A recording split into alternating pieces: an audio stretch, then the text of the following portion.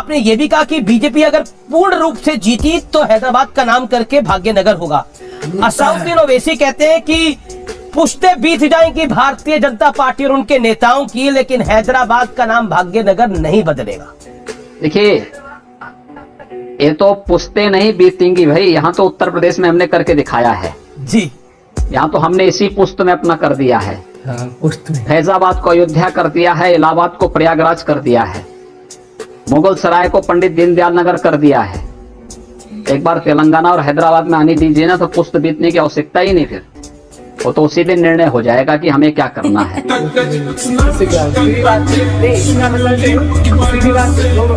Clear ऐसा कर रहे हैं। विकास दुबे अपने आप को सरेंडर कराए थे मंदिर में पब्लिक के सामने कि कम से कम हमारा इनकाउंटर नहीं होगा।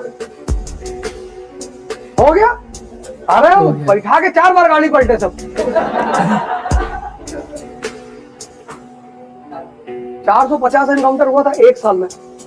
विकास दुबे तो एक नाम है, 450 एनकाउंटर हुआ था। वो आदमी गद्दी पे बैठते कहा जितने लोगों का रिकॉर्ड है सबको मार डालो। साहब बोले मार डालो, बाद में बात करेंगे, 1 साल बाद बात करेंगे। जो जहां उठाएगा वही मारा गया। जरूरी भी था। बाबा भी देखो, नेचर क्या है ना, नेचुरल सिलेक्शन इसी को बोलते हैं। यूपी को चलाना सबके बस की बात नहीं है।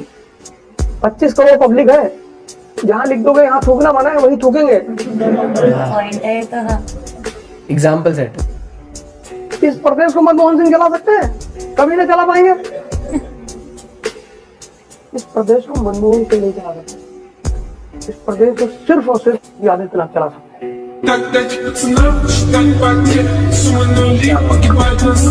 लीडर आपका दबंग होना चाहिए। आपका आकलन क्या है यूपी के अंदर? देखिए, कांग्रेस मुझे लगता है कि उत्तर प्रदेश में आईसीयू में पड़ी हुई है और प्रियंका जी तो बड़ी मेहनत कर रही है, राहुल जी भी आए थे अमेठी अभी। ठीक बात है भाई, जब आईसीयू में कोई पड़ा रहता तो उसके लिए तो अंतिम समय में मेहनत करनी पड़ती है।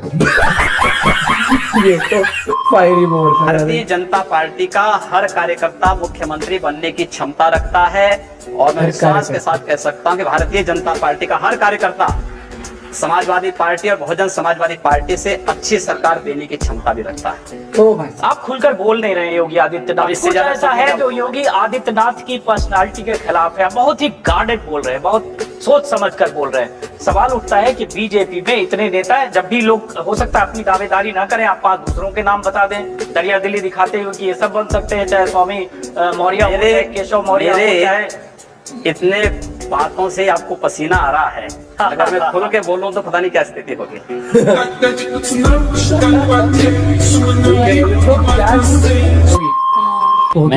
मैंने राम मंदिर निर्माण मक्का मदीना में करने की बात नहीं की। मैं राम मंदिर निर्माण के बाद यरूशलेम में नहीं कर रहा हूँ, वेटिकन सिटी में नहीं कर रहा हूँ, मैं अयोध्या में राम मंदिर के निर्माण की बात कर रहा हूँ।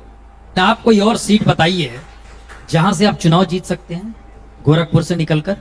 कहीं भी उत्तर प्रदेश, पूरे देश के अंदर कहीं भी आप कहें तो हैदराबाद से चुनाव लड़के जीत सकता हूँ।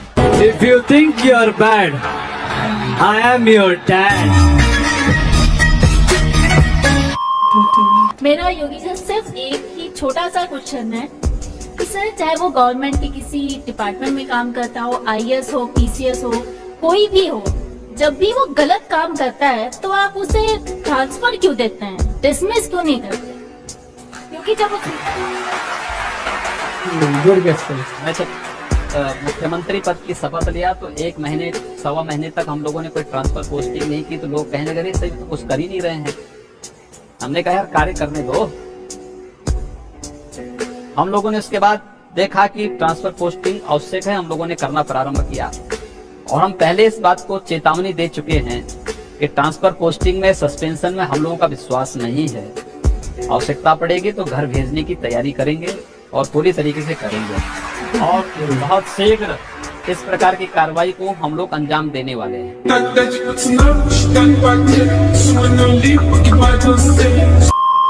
इसी साहब की बाइट को प्ले करते हैं। मुख्यमंत्री नहीं रहेगा,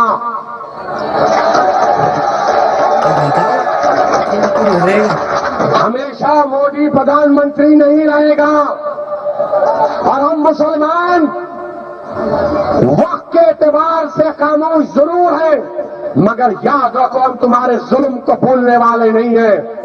हालात बदलेंगे।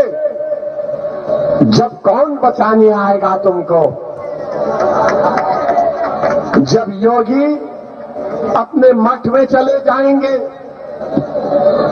मोदी पहाड़ों में चले जाएंगे, हो सकता है या कहीं पर जाकर रहेंगे। जब कौन आएगा? क्या कहेंगे योगी जी? कह रहे जब योगी मठ में चले जाएंगे, मोदी हिमालय में चले जाएंगे, तब कौन बचाने आएगा? ठीक बोल रहे हैं, वक्त आएगा। वक्त आएगा तो हैदराबाद भाग्यनगर भी बनेगा। पर आपको लगता नहीं है ये पोलराइजेशन की का हाई पॉइंट है? ओवैसी इस तरह की बात कर रहे हैं, आप लोग काशी को भव्य बनाने के बाद मथुरा को भव्य बनाने की बात कर रहे हो। ओवैसी क्या करना चाह रहे हैं? ओबीसी से आप उम्मीद क्या करते हैं? ओबीसी से क्या आप सत्यनारायण की कथा सुनना चाहते हैं क्या?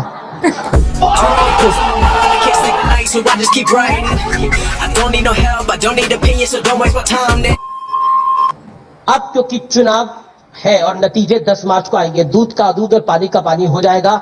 होली भगवा रंग की होगी या लाल रंग की होगी, ये तो समय बताएगा। मैं आपसे जानना चाहता हूं, आपका नंबर क्या है? अखिलेश जी तो 400 बोल गए। मैंने कहा ना, मैं पहले भी कह रहा था, भारतीय जनता पार्टी लोकतंत्र में विपक्ष को भी चाहती है और स्वस्थ लोकतंत्र को आगे बढ़ाना चाहती है। स्वस्थ भारतीय जनता पार्टी 325 प्लस का लक्ष्य प्राप्त करेगी, कोई संदेह नहीं होगा। हाँ, अच्छा, आप 400 तक नहीं जा रहे हैं? आप 400 तक नहीं जा रहे अखिलेश जी? मैंने कहा ना भाई, जो वास्तविक संख्या होगी हम बोलेंगे, क्योंकि हमें मालूम है कि 10 मार्च के बाद जब शपथ ग्रहण होगी तो भारतीय जनता पार्टी की सरकार यहाँ पे बनेगी। उस समय हम लोग बोल सकेंगे कि देखो हमने तो ये कहा था ना, वो पूरा हुआ। उन लोगों को उस समय मुंह छुपाने की स्थिति होगी नहीं। जब उनको बोलना ही नहीं तो इस समय बोल दो। मैं तो आश्चर्य होता है कि वो तो लिख के लेके आए होंगे अखिलेश जी, तो उन्होंने 400 बोल, वो बीजेपी का संकल्प पत्र है ना। जी जी, वह अन्यथा यहाँ पे ये भी बोल सकते थे कि हम 600 सीट लेके आ जाएंगे। बेटा मेरे जैसे बहुत कम, जो भी सुने बोले ऑसम ऑसम। संवैधानिक पद पर बैठे मुख्यमंत्री हैं अरविंद केजरीवाल, आपने कहा लखनऊ है। मैंने कहा बिल्कुल, देखा है व्यक्ति बार बार मार खाता, अपने कामों से मार खाता और फिर पब्लिक मारती है उसको। एक बार मार पड़ी है क्या? कई बार मार पड़ी।